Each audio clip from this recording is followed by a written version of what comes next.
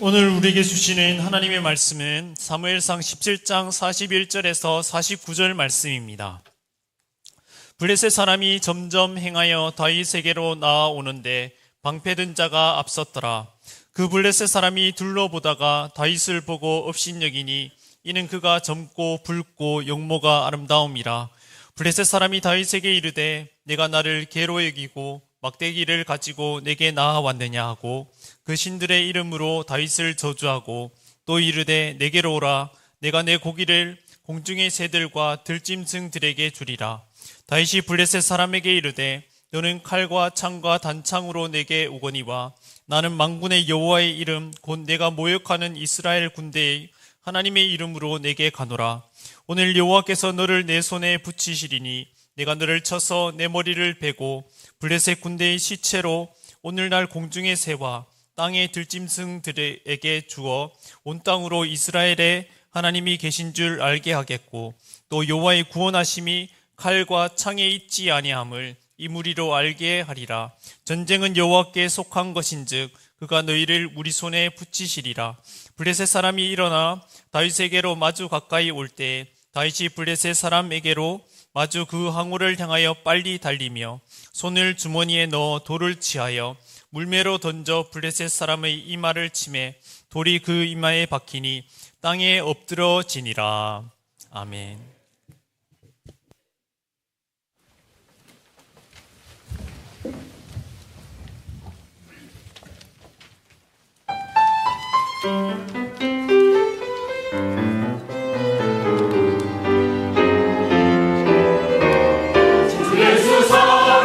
기뻐요.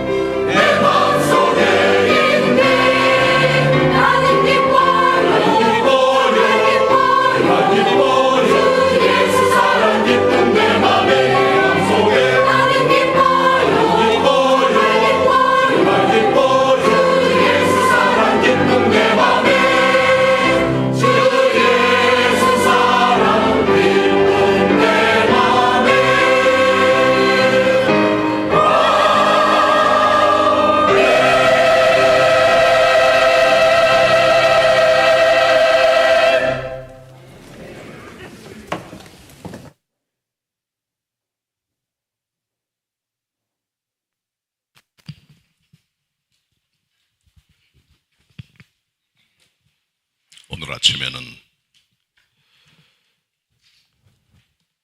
여러분이 잘 알고 있는 거인 골리앗과 작은 소년 목자 다윗과의 싸움에 대한 설교를 하려고 합니다.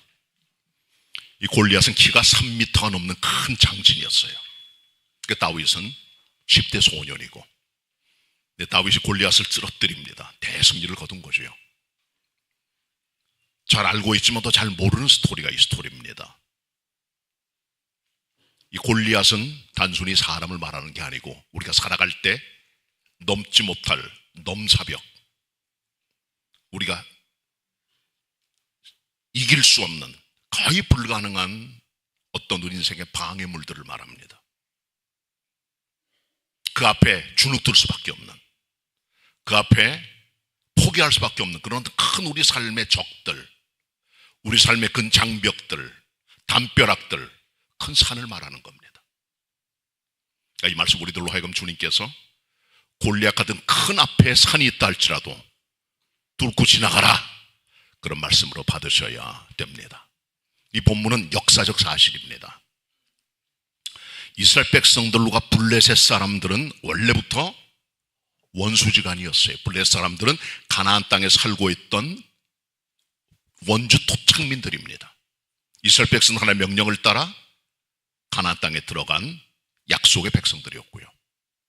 그런데 이 블레셋 사람들하고 이스라엘 군대 사이에 자주 전쟁이 있었는데, 아주 큰 전쟁이 이제 벌어지게 됐습니다.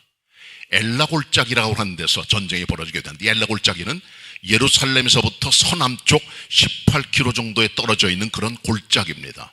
여기는 아카시아가 많아서 아카시아의 골짜기라 그렇게 일컬어지는 그런 골짜기였습니다.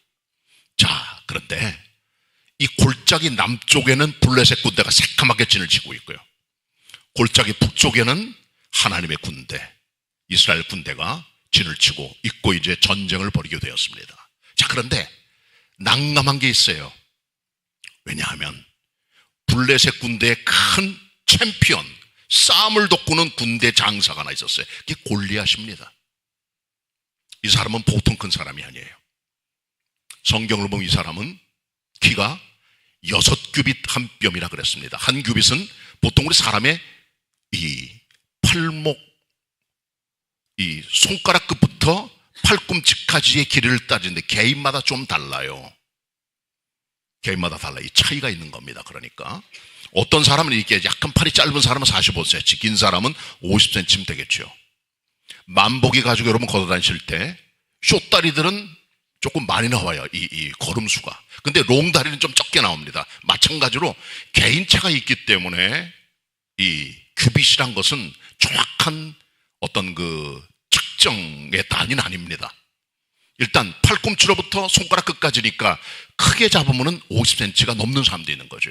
그리고 한 뼘은 보통 20cm 이상이 되니까 계산해 보면 이 사람은 3m 넘는 장신입니다. 엄청나게 큰 사람이에요. 고구입니다, 그야말로.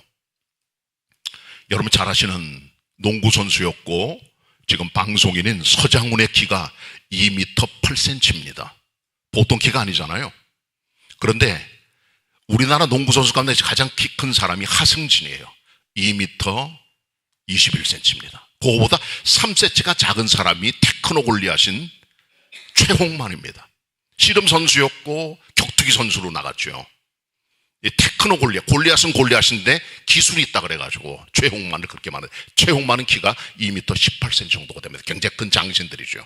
자, 그런데 여러분 잘 아시는 야오밍이라고 하는 중국의 농구 선수는 NBA에도 진출했어요. 이 사람의 키는 229cm입니다. 그러니까 우리 서장훈보다 20cm가 더 큰 거예요. 하승진보다도 훨씬 더 키 큰 사람이죠. 그런데 세계 기네스북에 등재된 농구 선수 가운데 제일 키 큰 사람은 슌민밍이라는 사람입니다. 236cm입니다. 제일 큰 사람이죠. 자, 그런데 이들보다 더 큰 사람이 있어요. 누구냐? 이 사람은 라버트 워들이라는 사람인데, 이 사람은 미국의 일리노이주 출신입니다. 1918년에 태어났어요. 22살에 죽었습니다. 몸에 감염이 돼가지고. 이 사람 키가 272cm. 엄청나게 큰 키죠. 그러니까 그런 큰 키를 가진 사람이 바로 이 로버트 워들이라는 사람입니다. 이 사람은 아깝게 좀 일찍 죽었지만 몸무게는 거의 200kg 정도가 나갔다는 거죠.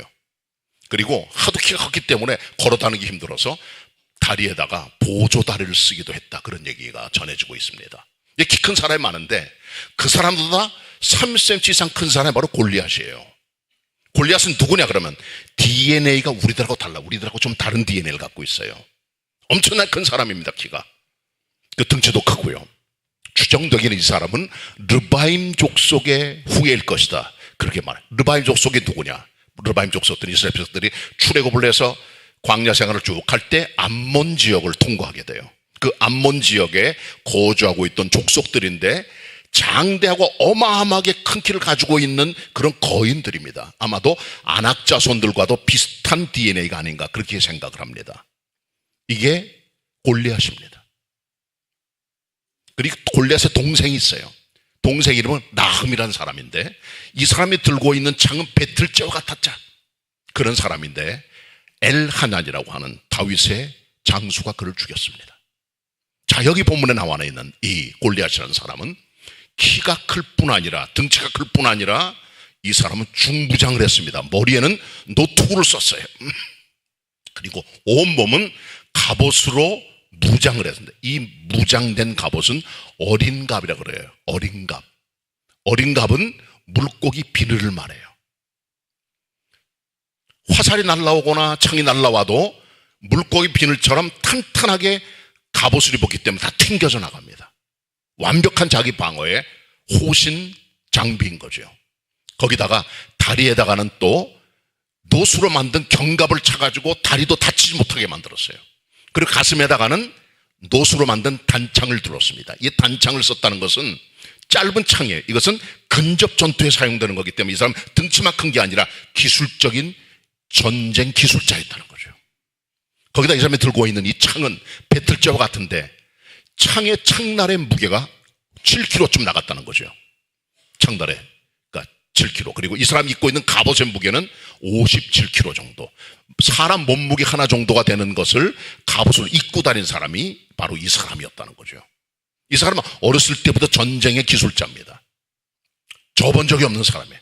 그래서 이 블레셋 군대에서는 가장 큰 챔피언인 이 사람을 딱 내보내서 이스라엘 사람들로 하여금 딱 압도될 수 있도록 강력한 큰 사람을 내보내서 그들 하여금 겁을 먹게 하는 거죠. 이게 골리앗입니다. 골리앗은 거기다가 싸움을 돋구는 사람이에요. 자꾸 와가지고 장난을 칩니다. 너희 군대는 말이야, 이거 내 게임도 안 되는 사람들이야. 너희들 와봐 말이야. 한번 누구랑 한번 맞짱 한번 떠보자 나하고 말이야. 그래가지고 맞짱 떠서 내가 이기면 너희는 다 내 종이 되고, 맞짱 떠서 니네들이 이기면 내가 너희들 다 종이 될 테니까 우리 모두 다 한번 떠보자는 거죠. 누구도 두려워서 나갈 수가 없는 거예요. 군대 장관들도, 사울 임금마저도 전쟁에 나갈 수가 없는 거죠. 이런 큰 전쟁이 벌어지게 됐는데 이제 한참 전쟁이 벌어지는 그때에 다윗이 아버지 심부름으로 도시락을 가지고 형들 전쟁터에 간 거예요. 다윗은 전투가 벌어진 엘라 골짜기로부터 조금 떨어져 있는 베들레헴 사람입니다. 아버지는 이세인데 이세라고 하는 사람 나이가 들었고요. 아들이 8이 있었어요. 큰아들은 엘리압, 둘째는 아비나답, 셋째는 삼마입니다. 근데 이 셋만 전쟁을 해서 왜? 장성했기 때문에 전쟁에 징집됐고 그 동생들은 다 전쟁에 나지 못해요. 그 중에 막내가 다윗이고 10대 소년이었어요.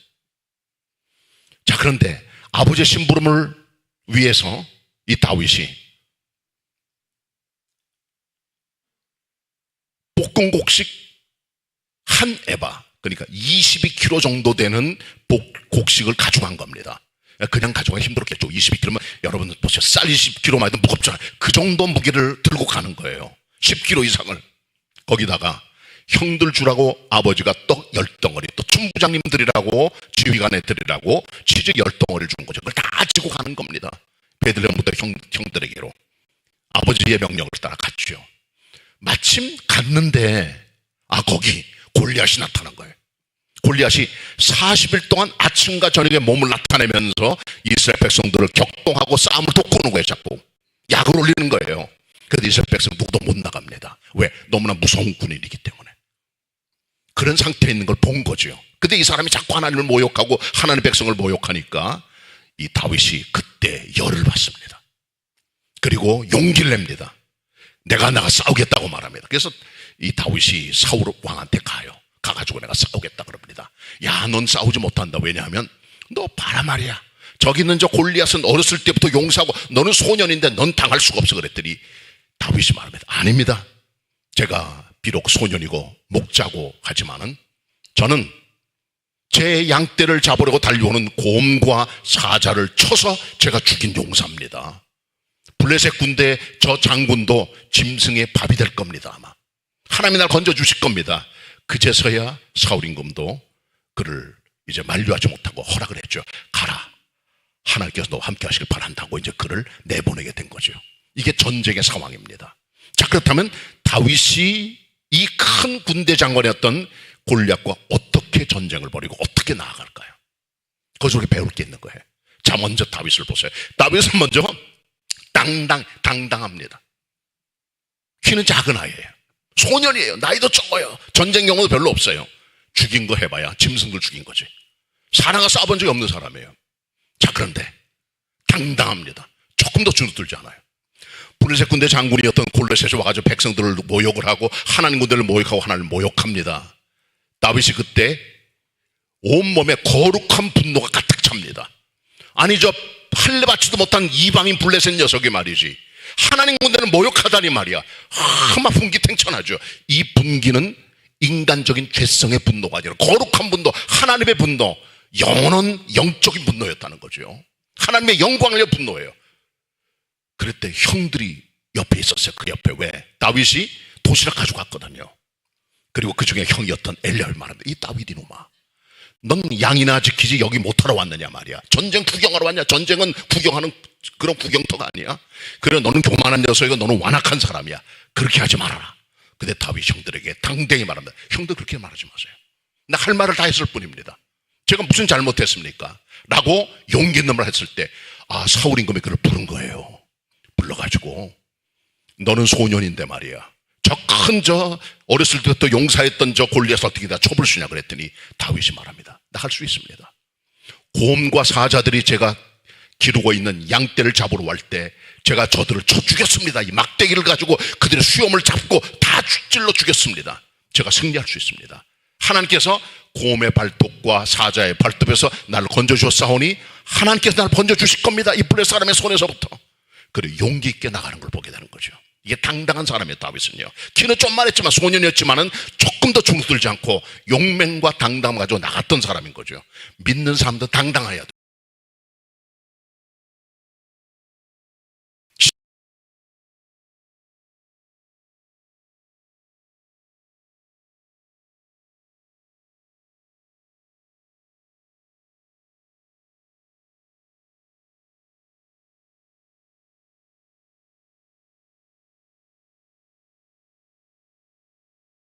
신앙을 가지고 주눅들지 말고 너무 지나치게 두려워하거나 무서워하지 말고.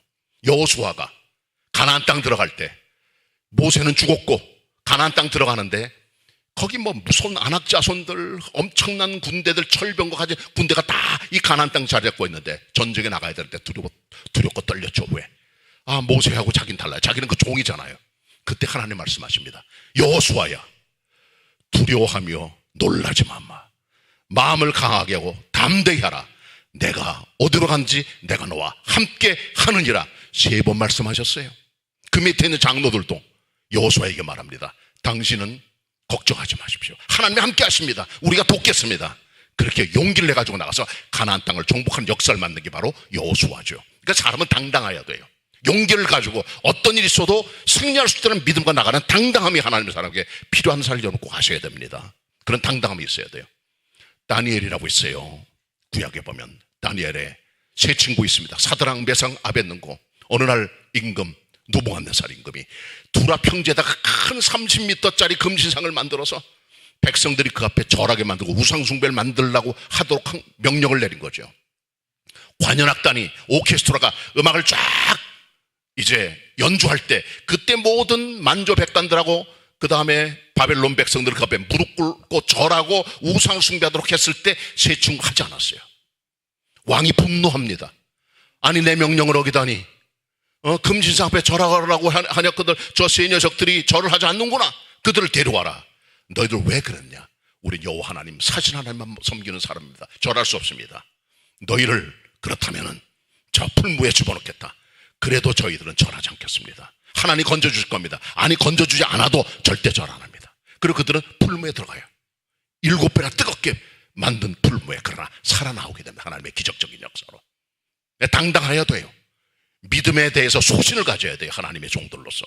그게 정말 필요한 겁니다. 신앙의 사람들이. 우리 교회에 청년 하나가 있었어요. 저 개봉교 초창기 청년입니다. 집에서 교회 나간다니까 부모님이 그걸 알고 열을 받아가지고 아들을 때립니다. 그래서 이 팬티만 입고 개봉교회로 도망쳤어요. 난 믿음 버릴 수 없다고. 결국 부모님 다 제의를 받고 주님 영접하고 돌아가셨어요. 용기가 필요해. 하나님의 종들은요.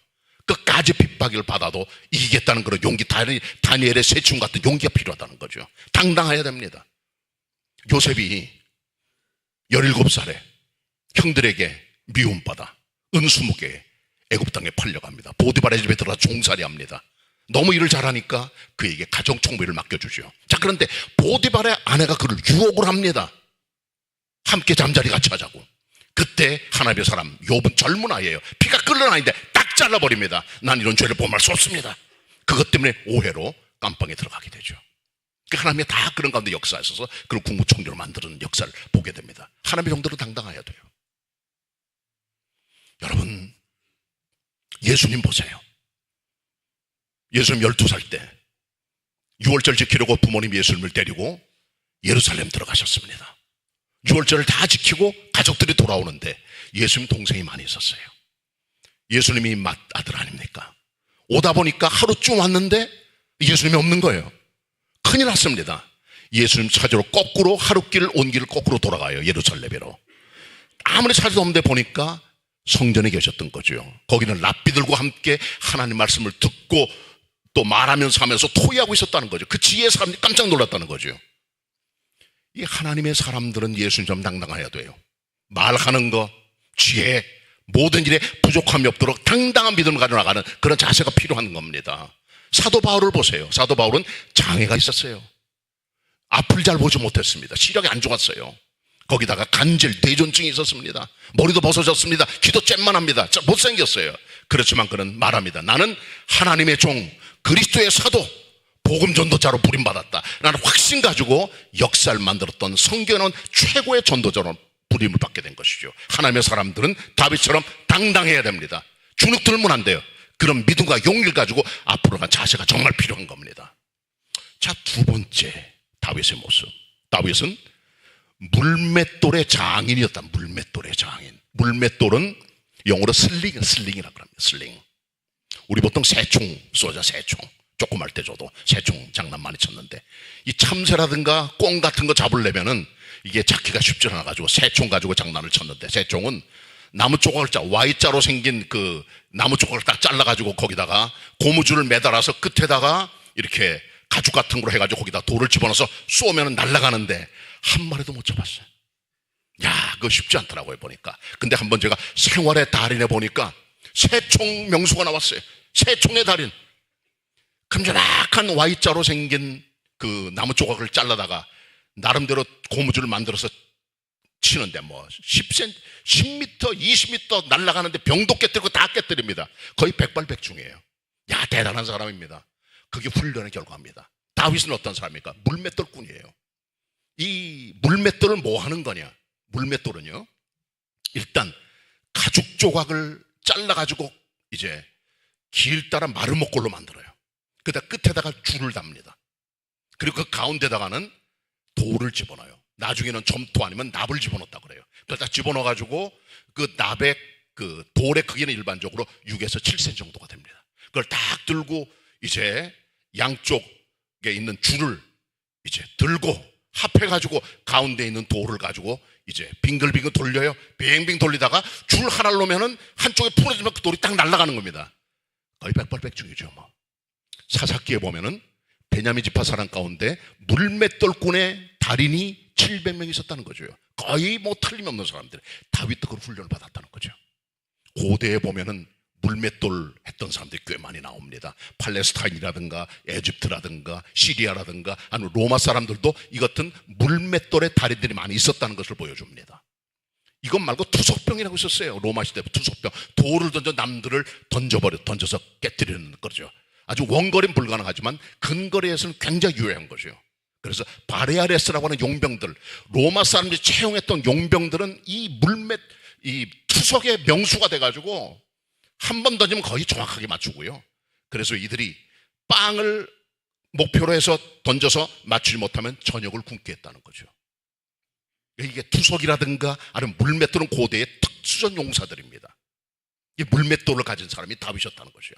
훈련을 많이 받았습니다. 이 물맷돌을 어디다 쓰냐? 일단 사냥할 때 써요. 들짐승, 날짐승 쏴가지고 사냥합니다. 그래서 자기 호신용 혹은 자기 양떼나 동물을 이제 보호하는 호신용으로 아니면 전쟁용으로 쓰는 거죠. 다윗은 이 같은 물맷돌로 나아가게 됩니다. 그가 골리앗 같은 장소가 남아 있는데 앞으로 나가는데 물맷돌, 훈련된 물맷돌을 다 가지고 한 손에는 막대기, 한 손에는 물매를 들고 있습니다. 돌은 매끄러운 돌 5개를 자기 주머니에 딱 집어넣고 딱 준비하고 있는 거예요. 막대기 뭐 쓰는 거냐? 여러분 시편 23편에 보시면은 지팡이와 막대기는 달라요. 지팡이 로드라고 하는 건데 이것은 양떼를 긁어주고 양떼들을 구덩이에서 건져내는 역할을 하는 거죠. 이거 둥그렇게 생겼어요, 끝에가. 그리고 지팡이는 스틱입니다. 이 지팡이는 이 막대기는 스틱인데요. 동물이나 이런 것들이 공격할 때 그것으로 쫓아내고 양떼를 보호하는 역할을 하는 공격용 무기가 바로 이 막대기입니다. 한 손에는 막대기, 한쪽에 물매를 딱 들었습니다. 그리고 앞으로 달려나가 다윗이 적을 공격을 합니다. 정확하게. 어떻게 됐느냐? 성경 보도록 하겠습니다. 사무엘상 17장 48절 49절입니다. 자, 목사님 먼저 읽겠습니다. 48절 49절은 같이 읽고요. 48절 블레셋 사람이 일어나 다윗에게로 마주 가까이 올 때에 다윗이 블레셋 사람에게로 마주고 항오를 향하여 빨리 달리며 다 같이 시작. 손을 주머니에 넣어 돌을 취하여 물매로 던져 블레셋 사람의 이마를 치매 돌이 그 이마에 박히니 땅에 엎드려지니라. 아멘. 골리앗은 머리에 노수로 만든 구리로 만든 투구를 썼습니다. 투구를 써도 틈새가 있어요. 이마가 보이는 겁니다. 다윗에게 정확하게 봤고요. 달려나가 물매를 빙빙빙빙 돌리면서 그 돌 하나가 딱 나가서 골리앗의 이마를 딱 때립니다. 딱 나가 자빠집니다. 근데 그 이마를 때린 것뿐 아니라 그 돌이 이마에 박혔다 그랬어요. 얼마나 빠른지 150km 이상 시속. 야구 선수보다 더 빨라요. 거기에 나가 떨어집니다. 다윗은 칼이 없잖아요. 뭘 잘라야 되는데.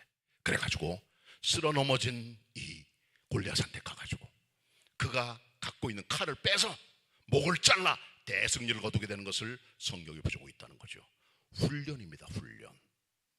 훈련이 정말 중요해요.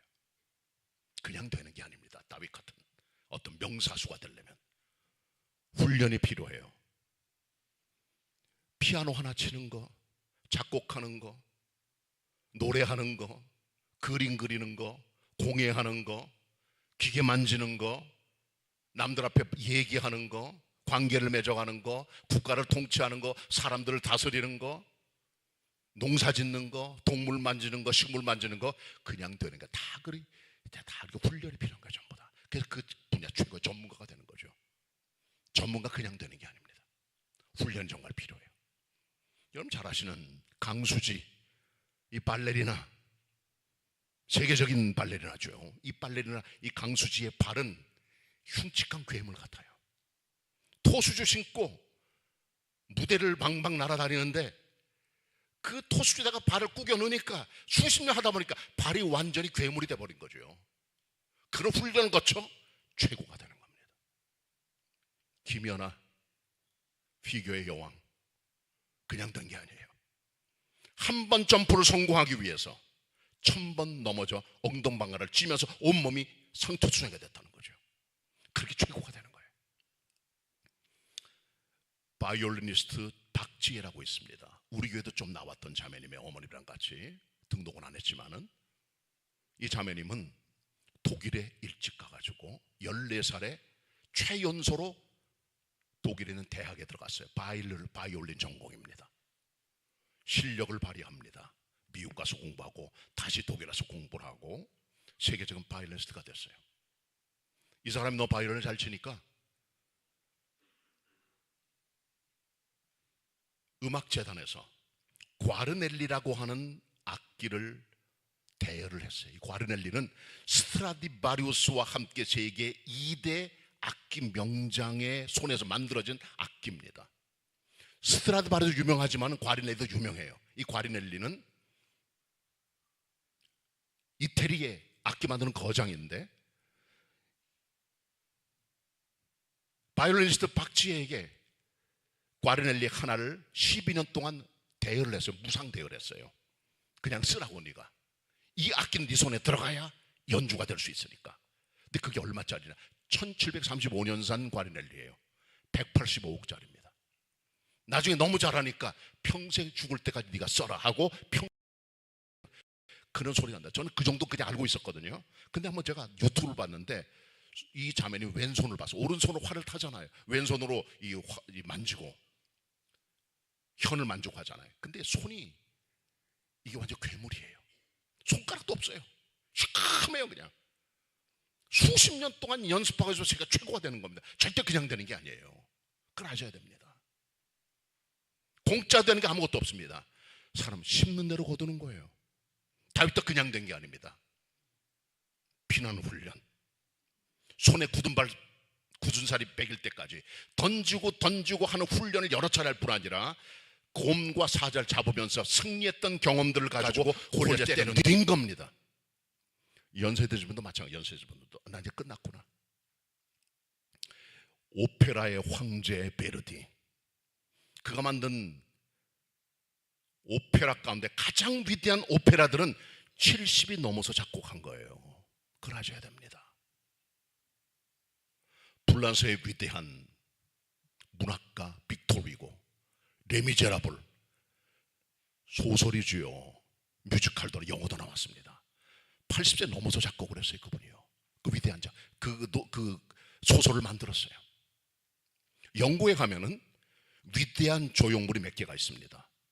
그 중에 하나가 케임브리지 대학에 있는 킹스 칼리지 채플이에요. 예배당이 있는데 정말 아름다운 건축물인데 그거 만든 분이 크리스토퍼 렌이라고 하는 영국의 건축가입니다. 이분은 또 모뉴멘트라고 하는 런던의 화재를 기념해서 만든 모뉴멘트를 이분이 또 만들었어요. 거기다가 그린치 천문대, 본초자부터 시작되는 그린치 천문대 건물도 이분이 만들었습니다. 그리고 유럽에서 가장 멋진 작품으로 알려져 있는 성바울 대성당도 크리스토퍼 렌이 만들었어요. 근데 이분이 언제부터 건축을 시작했느냐? 70이 넘어서부터. 그 전까지는 뭘 했을까요? 천문학자였습니다. 70이 넘어서 열심히 훈련받아서 이분이 70이 넘어서부터 위대한 작품 50개 이상을 만들었습니다. 그게 전부 다 유명한 영국 런던에 있는 건축물들이죠. 나이는 숫자에 불과한 거예요. 진짜 훈련입니다. 연세가 드신 분들도 늦었다고 생각하시면 안 되는 거죠. 아이들도 마찬가지고 자기분의 전문가들 다윗 같은 숙련된 물맷돌을 던질 수 있는 사람이 될 때까지 나아가는 것, 거기에 승리가 있는 겁니다. 자, 마지막으로 다윗은 전쟁은 활과 창이 아니라 하나님께 속했음을 믿고 골리앗에게 달려나갔습니다. 객관적으로는 다윗이 열세입니다. 자, 보세요. 골리앗은 키가 3m가 넘습니다. 온몸으로 중부장했습니다. 틈이 없는 사람이에요. 이마 빼고는. 그런 사람입니다. 다윗을 약올리고 업신여기고 깔보고 우습게 생각하고 그를 비난하고 그렇게 달려나옵니다. 누가 보더라도 객관적으로 열세죠. 엄청나게 큰 중부장한 거인과 10대 소년이 싸우는 싸움, 누가 보더라도 객관적으로는 절대로 다윗이 이길 확률이 없는 모습이죠. 그러나 그는 무엇을 믿고 있었느냐? 이 전쟁은 하나님께 속한 것이다. 칼과 창이 아니다. 그걸 믿고 있었던 겁니다. 본문 같이 보도록 하겠습니다. 47절 다윗이 한 말입니다. 그게 신앙 고백입니다. 같이 읽겠습니다. 한 목소리로 47절 시작. 또 여호와의 구원하심이 칼과 창에 있지 아니함을 이 무리로 알게 하리라. 전쟁은 여호와께 속한 것인즉 그가 너희를 우리 손에 붙이시리라. 아멘. 칼과 창, 전쟁의 물리적인 객관적인 전력이죠. 더 중요한 게 뭐냐? 여호와께 대한 믿음. 하나님께 승리의 주관자임을 믿는 믿음으로 다윗은 나가 골리앗을 쫓으신 겁니다. 아브라함이 그돌라 오멜의 동맹군을 쳐부실 때 318명의 소년 데려가서 그들을 쳐부셨어요. 숫자가 아닙니다. 물리적인 파워나 군인들의 능력이 아니에요. 무기가 아닙니다. 미디안의 벌떼처럼 달려드는 군인들 앞에 사사키 두어는 300명 군사로 그들을 물리친 겁니다. 여호사밧은 벌떼처럼 달려드는 모압과 암몬과 마온의 군대가 동맹을 맺어 쳐들어올 때 기도로 그들을 물리치게 됩니다. 하나님의 사람 송군 히스기야 임금은 아수르 사네릅 대왕이 대군을 끌고 올 때 기도로 그들을 물리친 역사를 만들어냈던 거죠. 전쟁의 승리는 절대로 칼과 창이 아닙니다. 물리적인 힘이 아닙니다. 무엇입니까? 믿음입니다. 하나님께 온전히 믿고 나아가는 것, 믿음이 승리를 만들어냈다는 것을 우리가 알아야 됩니다. 우리 인생길에는 많은 골리앗들이 있어요. 넘어가야 될 숙제들입니다. 그게 대입 수학능력 시험일 수도 있어요. 결혼도 될 수가 있어요. 직장 취업하는 거, 여러분들이 다가오는 삶에 다가오는 여러 가지 문제들, 건강 문제. 야, 우리 삶에는 죽을 때까지 계속 골리앗이 다가와요. 우리의 적들입니다. 넘어가야 될 벽입니다. 그 넘어가야 돼요. 어떻게 넘어갑니까? 믿음입니다. 다윗 같은 믿음을 가지고 어떤 골리앗 같은 위대한 전사라도 물리칠 수 있는 승리하는 그리스도의 사람들, 중고생들, 청년들, 성도들이 다 되시기를 축원합니다. 기도드립시다. 하나님 아버지, 우리 중고생들, 청년들, 성도들 같이 모여 주의 말씀을 들었습니다. 하나님의 말씀 마음판에 간직하고 세상을 살아갈 때 용맹 있게 살아가게 도와주옵소서.